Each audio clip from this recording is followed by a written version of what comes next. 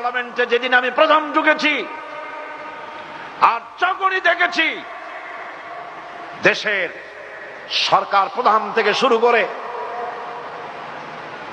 সম্মানিত সংসদ সদস্য, মন্ত্রী পরিষদের সদস্য মাথা নিচু করছেন, মাথা নিচু করে ঢুকছেন, মাথা নিচু করে বেরোচ্ছেন, আমার ঈমান এটাকে বরদাস্ত করে নাই।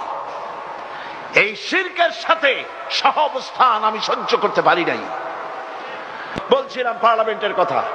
এই পার্লামেন্টে যখন দেখলাম মানুষেরা মাথা নত করছে, আমি তখন সময় নিয়ে স্পিকার সাহেবকে বললাম, মাননীয় স্পিকার, আপনাকে লোকেরা সম্মান জানাবার জন্য মাথা নত করছে।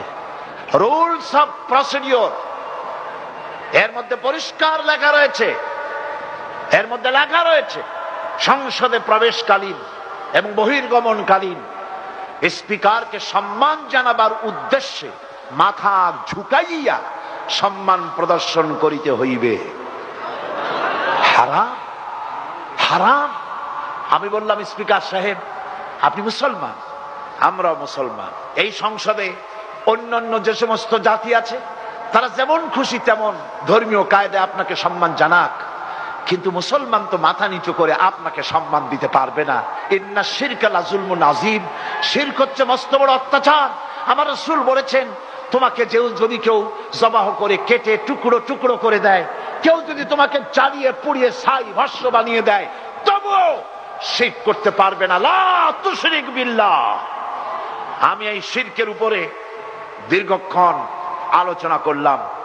সুবিজ্ঞ, সুদক্ষ, সুশিক্ষিত স্পিকার সাহেব তিনি আমার দিকে তাকিয়ে বললেন, এক মুহূর্ত দেরি করেন নাই।